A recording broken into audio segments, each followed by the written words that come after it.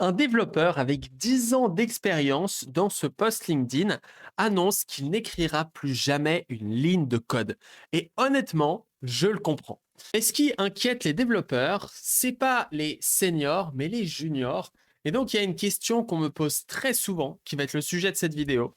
Faut-il utiliser l'IA quand on est développeur junior?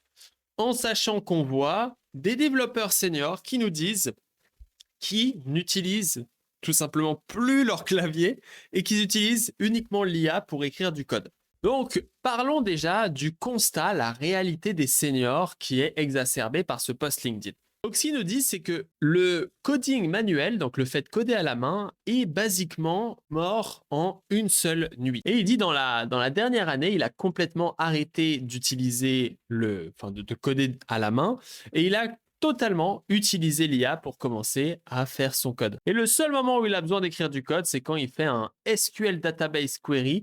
Et dans ce cas-là, des fois, il a besoin d'écrire du code à la main. Parce que les meilleurs modèles peuvent maintenant écrire du code plus rapidement et mieux que ce qu'il fait. Il peut toujours donner des architectures ou des règles, des directions, mais avec les avancées qu'il y a eu les 2 derniers mois, il peut plus imaginer se poser derrière son ordi et commencer à écrire du Python, du TypeScript à la main. Ça n'a tout simplement plus aucun sens avec comme seule expression le SQL encore une fois. Il est à la fois excité et terrifié à propos de ça. Et donc là, il y a la question, comment est-ce qu'une personne jeune va maintenant pouvoir avoir une compréhension profonde des principes du software engineering en sachant qu'il ne va jamais avoir besoin de venir toucher à la logique lui-même. Est-ce qu'il va vraiment pouvoir apprendre ce que ça fait? Et la réponse de la personne qui fait ça, c'est que la majorité des gens qui disent qu'ils ne codent plus, ils le font depuis des années, ils comprennent les systèmes, les databases, comment ça fonctionne.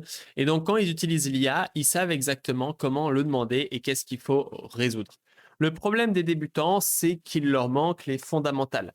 C'est là où il y a un problème. L'IA ne remplace pas la compréhension, elle l'amplifie, etc. Alors déjà, parlons un petit peu de la situation actuelle qu'on a déjà vu ici. Les seniors écrivent-ils encore du code? Alors, je pense clairement dans le monde corporate, avec mes anciens collègues dans mes entreprises qui font du Java, du Ruby, etc. Je pense qu'il y a plus de 75% d'eux qui écrivent du code à la main. Parce que la majorité des développeurs, ils ont la flemme. Voilà, la majorité des développeurs en entreprise ont la flemme et ils sont pas à la page et font leur petit job qu'ils font depuis 15 ans et ça roule et voilà. Maintenant, il y a quand même, je pense, voilà, je dis des chiffres bullshit, mais c'est juste pour faire des visions, hein, 25% des développeurs en Europe, en Amérique peut-être que c'est plus, qui n'écrivent plus du code quand ils sont développeurs seniors. Pourquoi? Parce que à quoi ça sert d'écrire du code quand tu peux demander ce que tu veux et tu sais que l'IA va faire un résultat plus rapide et plus qualitatif que toi? En fait, à l'époque, moi, j'étais heureux de coder. Non, franchement, je pouvais faire des sessions de code de 2 3 heures où je me disais: «Waouh Melvin, ton travail ici, c'est incroyable, je suis en kiff, débugger et cetera». Maintenant que je sais que l'IA code mieux et plus rapidement que moi, j'ai pas perdu le plaisir de coder parce que j'adore coder avec l'IA et je prends d'ailleurs énormément de plaisir à dire à l'IA quoi faire.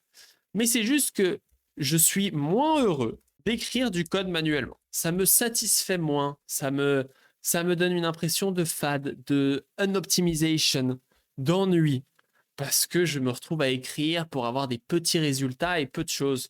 En fait, maintenant, quand on écrit du code à la main, si on devait faire un graphique des résultats qu'on peut avoir, eh ben, on se rend compte assez rapidement que, en fait, nos résultats, ils vont lentement parce que on écrit à la vitesse de nos réflexions. Alors que dès qu'on utilise l'IA, on se rend compte qu'on a des très gros résultats très rapidement et on peut itérer beaucoup plus vite, ce qui offre une satisfaction beaucoup plus grande. Ce qui fait que quand je retourne au code à la main ici, eh ben, j'ai une impression d'ennui.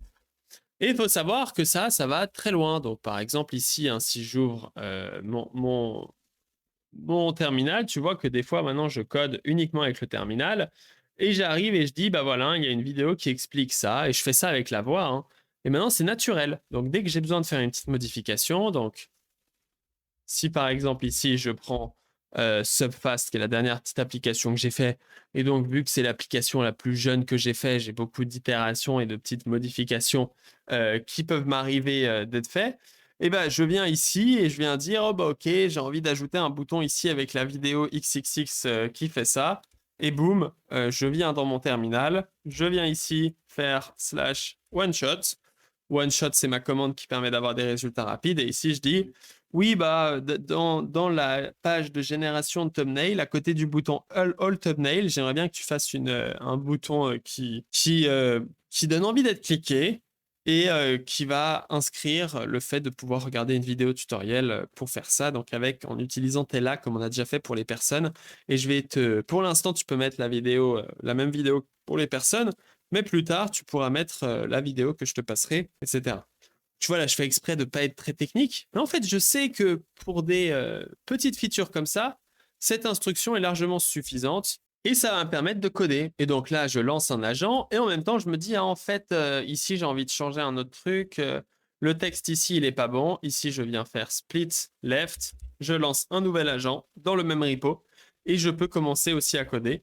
Et donc, c'est là, en fait, où c'est magique. Donc, pour toutes ces raisons, les développeurs seniors qui utilisent Claude Code ont la flemme de coder avec l'IA. Mais alors, quel est le travail d'un développeur senior et d'un développeur avancé? Eh bien, il va quand même avoir énormément de tâches, qu'on soit clair, hein.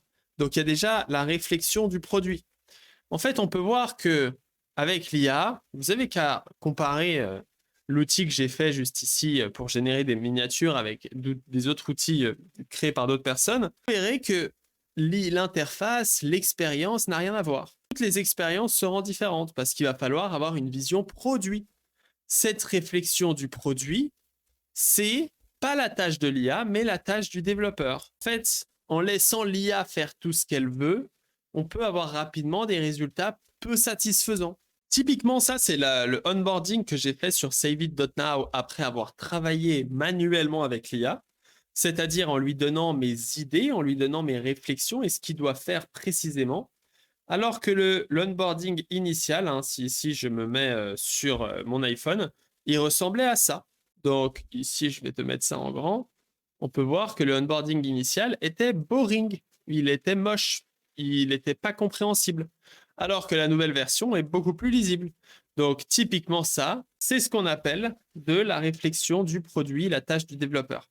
Généralement, c'est ce qu'on fait. Donc, il y a un product owner avec les C-level, etc., qui vont travailler. Ensuite, on va transformer cette tâche, qui est une sorte d'idée, hein, en une tâche technique, dans ce qu'on appelle des grooming, où on va estimer la durée, comment le faire, etc. Ensuite, dans une entreprise, généralement, il va y avoir un designer qui va designer cette tâche en suivant le même process. Et une fois qu'on a le designer qui a fait la tâche et qui a fait tout ça, et qu'on a fait la réflexion du produit, on va devoir implémenter. Et donc ça, c'est la phase du développeur. À ce moment-là, avec toutes les infos, on va utiliser l'IA, mais le développeur, il va préciser comment il veut que ce soit implémenté. Ici, en fait, le travail des développeurs seniors, ça va pas que être d'implémenter, mais ça va être d'avoir un repo IA friendly. Et à ce moment-là, je vous invite à aller sur mlv.sh/IA, qui est ma formation IA, qu'on peut aller juste ici pour coder 3 fois plus vite. On apprend exactement comment setup un repository pour avoir des résultats de dingo. Parce que, en fait, si tu utilises Claude Code et si tu dis à ton entreprise, tout le monde utilise Claude Code, il va y avoir les fichiers claude.md, mais aussi maintenant .claude/rules, qui vont être dans le projet, qui vont définir les résultats. Il va y avoir les commandes et les workflows. Donc typiquement, si tu dis à tout le monde dans l'entreprise d'utiliser la commande comme je fais ici, /one-shot pour les petites tâches, ou / le mieux ici, c'est d'utiliser /apex qui va faire cette phase de plan, et ben en fait, tout le monde va avoir les mêmes process de qualité. Et donc, ici, le développeur, il va implémenter en utilisant l'IA, expliquer comment faire ça et utiliser les process qui assurent une haute code quality. Ensuite, il va review le code de l'IA et ici, il va ensuite créer des tests puis faire la PR, etc. Donc ça, c'est le nouveau travail d'un développeur senior. Maintenant, ce qui est intéressant de se dire, et ce qui est la deuxième partie de cette vidéo, après avoir partagé mon expérience personnelle où ici on peut faire tout ça, comment est-ce qu'on fait avec les juniors? Donc qu'est-ce que peut faire un junior juste ici? Et à quel point on est bloqué ici dans un paradoxe ou comment on va faire pour que les juniors fassent ces features? On va juger toutes ces features si elles sont junior friendly ou pas. Alors la réflexion du produit, ça clairement, ce n'est pas junior friendly. Pourquoi? Parce que ça demande des années d'expérience avant de réussir à comprendre qu'est-ce qu'est une bonne feature, qu'est-ce qu'est une mauvaise feature. Donc, évidemment, c'est pas non plus senior friendly, parce que généralement, on a une séparation des tâches et on va avoir des product owners, même des product designers, même des product engineers qui vont s'occuper de faire ça. Donc, normalement, il n'y a pas de problème. La deuxième tâche, par contre, généralement ici, le grooming, en fait, c'est les product owners ou les product engineers, tout ce qu'on veut, plus les engineers qui vont travailler ensemble pour créer ces tickets. Et donc, à ce moment-là, le junior, il va devoir avoir son rôle pour réfléchir à comment réaliser la feature, etc.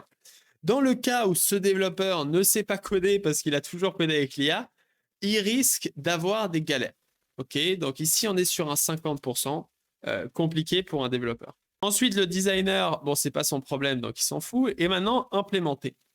Implémenter, il y a beaucoup de chances que ce soit très facile pour le junior. En fait, il n'y a aucun souci d'implémenter. Pourquoi? Parce que les seniors auront déjà fait des règles AI friendly, comme on l'a vu juste avant. Et donc, on aura déjà un repo où ce sera plus ou moins facile et rapide de venir implémenter une feature comme ceci. Donc, une fois qu'on a ces règles, lui, il utilise les workflows disponibles, il vient donner un petit peu de sa matière grise et de son raisonnement, et le junior, il va avoir l'avantage de pouvoir manuellement, donc manual testing, de venir vérifier si la feature fonctionne ou pas. Donc à ce moment-là, le junior va pouvoir valider ou pas. Maintenant, pour le review du code généré par l'IA, le junior risque d'avoir des problèmes. S'il n'est pas développeur, s'il n'est pas engineer, il risque d'avoir des soucis de réflexion qui va lui empêcher de faire ça. Par contre, pour les tests, il n'y a aucun souci, il va pouvoir les exécuter et aider l'IA et faire la paire, il va aussi pouvoir le faire. Donc en fait, le junior, il a que deux problèmes principaux. Ça va être la réflexion de la feature, parce qu'évidemment, s'il est habitué à uniquement laisser l'IA réaliser toutes les features, il va avoir du mal à réfléchir sur celle-ci. Et sur le review du code avec l'IA, où ici, on peut se dire comment est-ce qu'il va review du code. Donc, un junior, comment est-ce qu'il va monter en compétence si en fait, il review jamais le code, etc. Et si il galère dans cette réflexion et cette idéation de tâches comme on l'a vu précédemment. Pour moi, la clé ici, ça va être de faire en sorte qu'un junior apprenne les bases de la programmation. Donc évidemment, ça malheureusement, ça va être impassable si on veut avoir des développeurs pour des entreprises. Il faut savoir que ce schéma-là de développeur junior qui ne sait pas très bien review le code, pour des mini SaaS, pour des mini projets, en fait, le junior ici, il est OK. Et avec l'IA, le junior, il va quand même monter en compétence ici. Donc là, il n'y a pas de souci. Avec le temps, il va monter en compétence de comprendre comment faire un produit et il va monter en compétence de comment réfléchir à un produit, même s'il code avec l'IA. Moi, par exemple, je code énormément avec l'IA. Tous les jours, j'apprends des nouvelles manières de faire, je réfléchis, etc. Donc, en fait, il y a quand même énormément de choses à apprendre, même si tu codes avec l'IA. Ça, c'est quand même un point à comprendre. Le problème, c'est qu'il a peu de chances de s'améliorer dans le review de code, etc.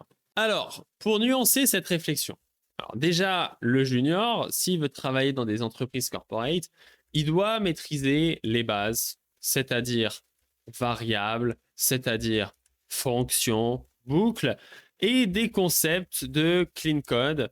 Et donc là, c'est principalement du mentorship. Et c'est là où c'est intéressant. En fait, il va peut-être quand même pouvoir apprendre, ici dans ce cas-là, parce qu'il va skip ce review de code, mais il ne va pas skip faire la PR. Et ensuite, il y a des développeurs seniors qui vont check la PR, par exemple moi, et je vais dire, ouais, ici, le code est dupliqué, il existe déjà ici, etc. Ou je vais lui dire, c'est pas un bon pattern, cette fonction est trop longue. Ou je vais lui dire, ici, il manque de sécurité ou de rate limiting, etc. Et donc, en fait, avec les reviews des seniors qui vont review en fait le code fait par l'IA, Le junior va quand même devoir lire ses commentaires et s'il est curieux, s'il est intéressé, il va pouvoir comprendre ce que l'IA a fait, lire ce que l'IA a fait, se dire ok, ça ressemble. Apprendre à coder, lire du code, c'est super bon pour apprendre à coder. Moi, quand j'ai appris à coder, j'avais une stack Ruby on Rails énorme avec des centaines et des centaines de fichiers. Et j'ai passé des heures à lire tout ça, à me documenter et à voir comment ça fonctionnait. Ça m'a énormément appris. Donc, en fait, le junior, il va avoir beaucoup de temps pour lire du code. Il va lire le code généré par IA. S'il est assidueux, il va lire le code généré par IA. Il va pas tout comprendre, mais c'est pas grave. Ensuite, il va avoir le review de ses collègues qui vont lui permettre en fait de remplacer sa review, qui va lui permettre de venir implémenter les changements et de repasser à cette étape-là pour s'améliorer. C'est comme ça, en fait, qu'on s'améliore le plus en tant que développeur junior. Hein. Généralement, c'est on écrit le code, ensuite on a des reviews de développeurs seniors, de développeurs avancés qui vont nous dire non, mais ça fonctionne pas comme ça fonctionne comme ci, ça fonctionne comme ci. Et à ce moment-là, on va monter en compétence et on va pouvoir aller de l'avant. Donc, ça, c'est un peu la boucle qui va permettre aux juniors d'avancer, même si ici, ils vont manquer de review du code de l'IA. Maintenant, comment est-ce qu'ils vont pouvoir maîtriser cette partie? Alors ça reste quand même une question floue. La meilleure réponse, pour moi, c'est ils vont avoir une compréhension de qu'est-ce qu'un bon code dans sa généralité sans avoir une compréhension profonde de qu'est-ce qu'un bon code. Le truc, c'est que les modèles IA vont s'améliorer. Pour l'instant, on est à Opus 4.5 et il risque de s'améliorer. Ce qu'il faut principalement hacker maintenant, c'est les context windows, le context management. Si on arrive à faire ces deux trucs, ça va être formidable. Ok, ça va être incroyable. Et l'IA va exploser dans sa capacité à coder. Donc, on a déjà vu que en quelques années, l'autonomie de l'IA a énormément augmenté. Avec chaque fois, ici, on était à Sonnet 3.5 qui était très peu autonome et qui demandait beaucoup d'intervention humaine. Puis on a eu Sonnet 4 et maintenant on a Opus 4.5 qui commence à atteindre des niveaux d'autonomie difficilement comparables à ce qui était avant. On peut imaginer que plus ce niveau d'autonomie grandit, moins on va avoir besoin vraiment de maîtriser, de savoir coder, de savoir faire les choses. On peut le voir parce que moi, je n'ai pas besoin de savoir coder ici pour demander à l'IA quoi faire juste ici. On peut voir que là, hein, si je regarde le code qu'elle a fait, tu vois que moi, je review même pas le code. Hein. Moi, je regarde juste le chat. Ici, je vois qu'il y a un bouton qui clique, ça affiche une iframe, ça semble pas mal. Là, ça semble pas mal. C'est parfait. Ensuite, je lance git commit et c'est tout. Et c'est tout. Eh oui, il n'y a pas besoin de se battre. La majorité des features qu'on fait en entreprise, elle est assez simple pour être faite par une IA. Maintenant, évidemment, on va avoir un problème dans ces juniors sur comment est-ce qu'on les fait monter en tant que seniors. Pourquoi? Parce que tout ce que je t'ai expliqué, ça fonctionne, mais ça manque l'architecture. Parce que dans une entreprise, il y a beaucoup de moments où, par exemple, on veut commencer à gérer des stocks en real time, etc. Comment on fait? Ou par exemple, pour l'email, j'ai eu un problème d'events et du nombre d'écritures DB. Et bien à ce moment-là, il faut apprendre. Moi, je pense profondément, cette vidéo ne viendra pas avec une réponse magique parce qu'il n'y en a pas, hein. Je pense profondément qu'on peut apprendre avec l'IA. Par exemple, moi, sur l'event nombre d'écriture en DB, c'était un problème que je n'avais pas rencontré sur mes autres applications, ni jamais avant. Et l'IA m'a proposé Redis Q. Elle m'a proposé plein d'autres choses, j'ai analysé, j'ai comparé et j'ai choisi Redis Q après avoir tout testé. Ensuite, l'IA a implémenté toute la queue et ensuite, j'ai passé 2-3 jours à faire du ping-pong avec l'IA, à lire son code, à comprendre ce qui se passe, à rajouter des interfaces d'admin, à débugger, etc. Parce qu'au début, il y avait des bugs. L'IA a introduit des bugs, j'ai corrigé les bugs. J'ai corrigé des bugs sur un code que je n'avais pas écrit. OK? Donc, l'IA a implémenté ce Redis Q. Ensuite, j'ai passé 2-3 jours à corriger les bugs par un humain. Et il n'y a pas de problème à ça. C'est possible. Et donc, en fait, ici, on vient dans une nouvelle area où moi, j'ai appris à utiliser les Redis Q avec l'IA. Et ensuite, j'ai corrigé les bugs avec l'IA en utilisant l'IA, etc. Donc, on peut comprendre ici que c'est clairement possible d'apprendre avec l'IA et de s'améliorer avec l'IA. Donc, c'est un petit peu mon feedback final de cette vidéo. C'est Je pense que le futur et la nouvelle manière d'apprendre pour les juniors à l'ère de l'IA est encore inconnu, mais je pense qu'il y aura pas de problème et que, oui, il y aura une compétence deep qui va être perdue, mais à la fois, ça va juste être la nouvelle manière de faire, hein, comme avec, les maths, les évolutions en général et c'est vrai que coder sans IA devient de plus en plus ennuyeux. Voilà, dites-moi ce que vous en pensez en commentaire, c'est ma vision, pas de drama, pas de dramatique. La vie est belle et la vie est bien faite, je vous en assure.